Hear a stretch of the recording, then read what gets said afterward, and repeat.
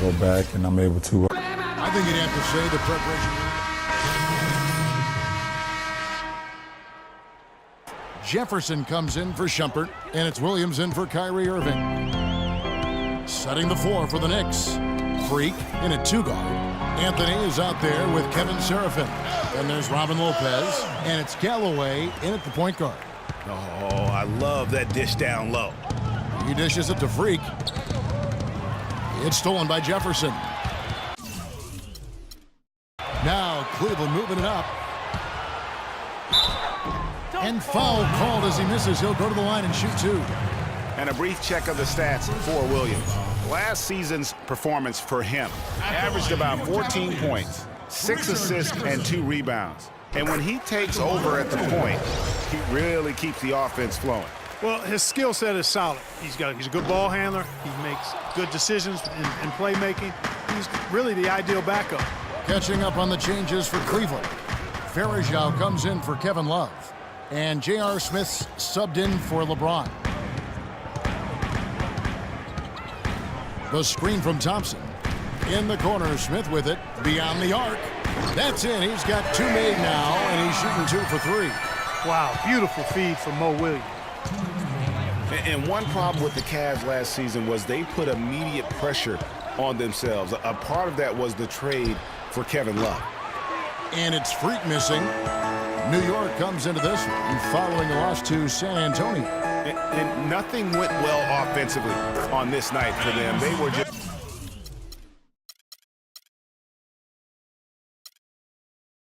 completely disjointed. Yeah, you could call it the 3 Ds: disjointed, disorganized, discombobulated, or whatever else you wanted to use to describe that would be appropriate.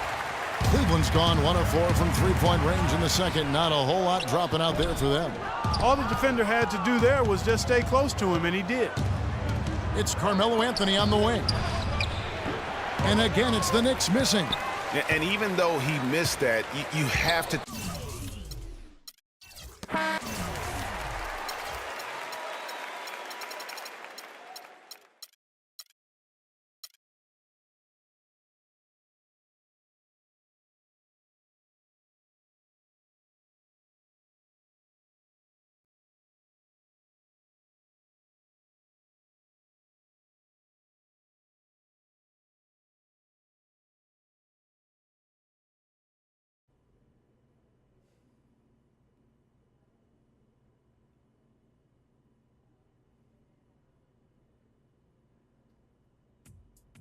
What a life, eh, Freak? 1 minute you're playing 21 and horse on the courts in Harlem, and the next moment you're in the showroom, configuring the gunmetal and graphite exterior of your luxury car and your iPad mini. Oh, I bet you get a crazy crowd when you drive that car around the block in the old neighborhood, huh? Yeah, I'm living the dream. Mad pandemonium. But folks from back around the way are real proud of me. Yeah, I hear you. Local kid makes good.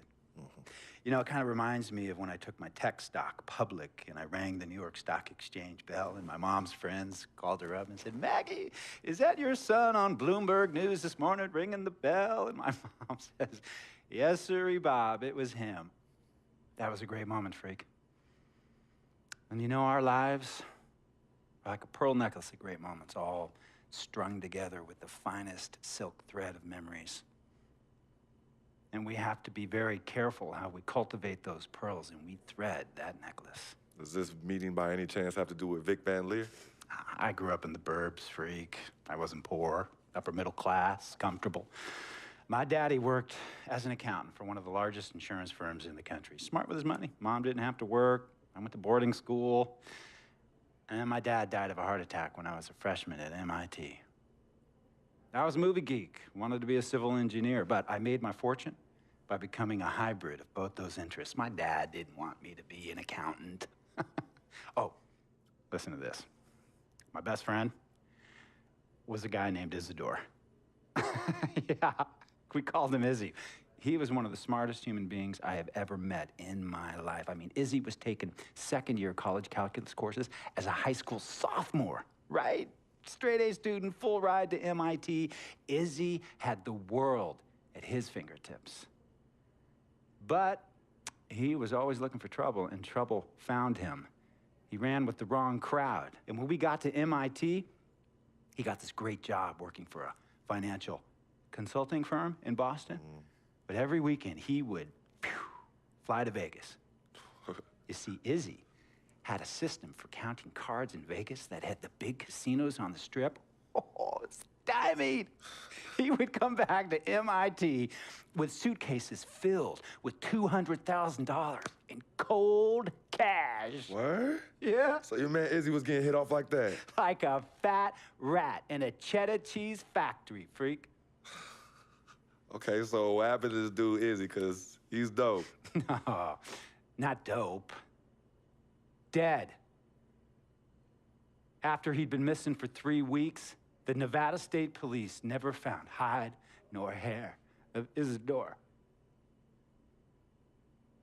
And our friendship took a hit when he asked me to hang out with him in Vegas, and I said I wouldn't do it because I knew he was on a dark and twisted path in his life. And yes, he was my dude.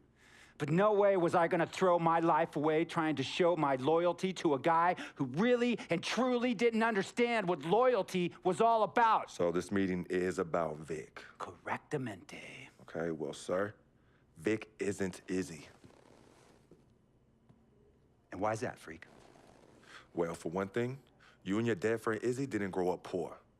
Me and Vic grew up in a neighborhood where we had to look over our shoulder every 2 seconds to make sure nobody was going to walk up on us and rob us. True. Izzy and I did not grow up in the hood. But we, like you, thankfully grew up in a 2-parent household. But even that wasn't enough for Izzy. He wasn't satisfied. He was always looking for a 5-alarm fire when he already had the warmth and comfort of a loving family. This is not about class warfare, freak. This is about the consequences of making bad choices and risking it all when you feel like you have nothing to lose. Vic is like a brother to me, sir. But you shouldn't be Brother Vic's keeper, freak. Would a brother go looking for trouble and put your career and your livelihood at risk by getting into fights at nightclubs and seedy after-hour joints and then scream to the media, yeah, it's all good, I'm an FOF, friendo freak. It's all misunderstanding. Y'all be haters, don't hate my game. I don't think a brother would do that to someone they really cared about, but a guy who looked at you like a meal ticket would. No. See, you don't understand Vic. Really? I don't understand. No.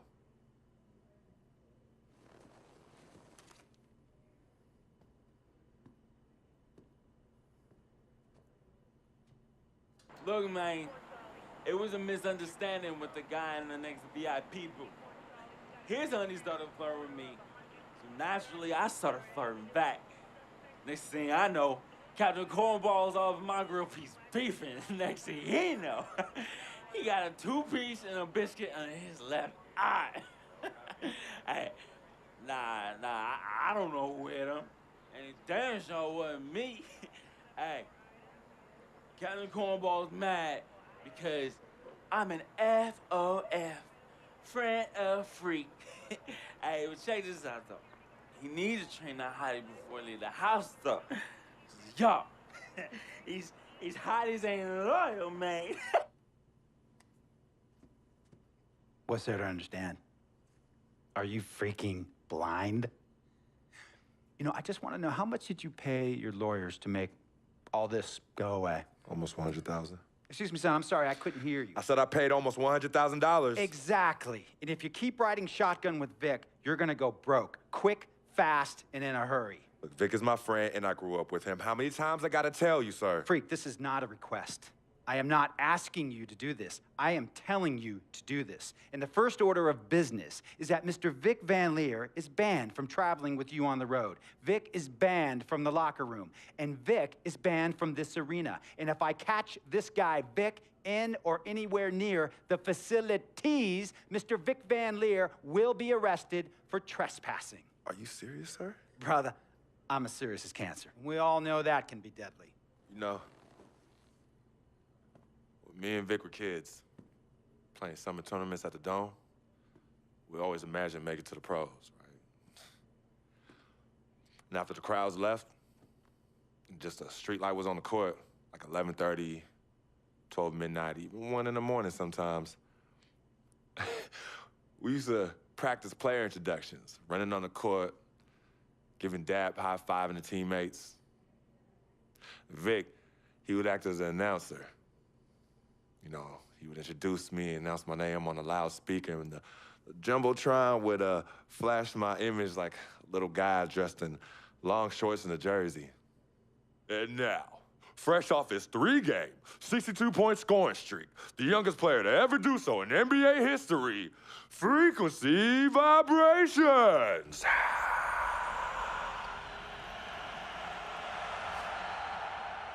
So me and Vic would sit in those empty bleachers at the Dome and dream like nobody's business. And now I'm living a dream. For real. And in so many ways, Vic was part of that. Please, listen to me. I mean, I know this guy's your dude from way back. Look, me and Vic go way back like the front seats of a 67 Cadillac. That's good. We go way back. Did you say front seats? Front seats of a 67 Cadillac. We go way back like the front seats of a 67 Cadillac. Well, Jiminy Crickets. I'm gonna be the hit once again at Herbie Allen's Sun Valley Shindig because my fellow billionaires love it when I walk and talk that talk. So that almost sounds... No, let me tell you exactly what it sounds like. I respect, admire, and most importantly, love you as a human being and a role model. But I pay you a lot. And I mean, I pay you a lot of money to play for my team. And I am in this game to win it. And you can't win it with an albatross around your neck like Vic. So Vic is done. History. And here's some more lingo that I picked up from a former megastar who used to play for me several seasons ago. Thought I would never release him until I did. And now he's the 6th man on a struggling team in Venice. And yeah, I'm talking Venice with the canals and the gondolas and Harry's Bar, not the street ballers next to the fortune tellers on the beach in Cali. This guy used to tell me when he thought there was a player destroying our team, don't be a hero, cut that zero. And that is what I am telling you about Vic, freak. Don't be a hero, cut that zero. The only thing Vic brings into your life is headache and unwanted and unnecessary negative attention. And it will begin to affect your mindset. And when it affects your mindset, it's gonna affect your play. And when it affects your play, it's gonna affect my team. And when it affects my team, it's gonna affect my money. And if it affects my money, Google Translate will become your new freaking friend. I want a championship ring, freak, and I want you to help me get that ring. And banners after banners hanging from the rafters in this arena. So, freak, hear me clearly and hear me good. V, G, Vic, gotta go.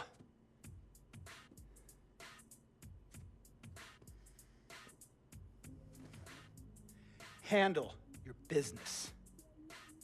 And remember, that contract you signed contains a morality clause, a very important clause that revolves around your conduct on and off the court and how it can negatively impact my team. Now, I don't want you to have to learn Italian or Croatian as a second language. And hey, playing pro ball overseas, there's nothing wrong with that. But the arenas are nothing like this, nor will the money be the same. And on top of all of that, this is the US of A, the greatest freaking country in the world. Ask yourself, is Vic worth all that? Think about it. Think long, think wrong.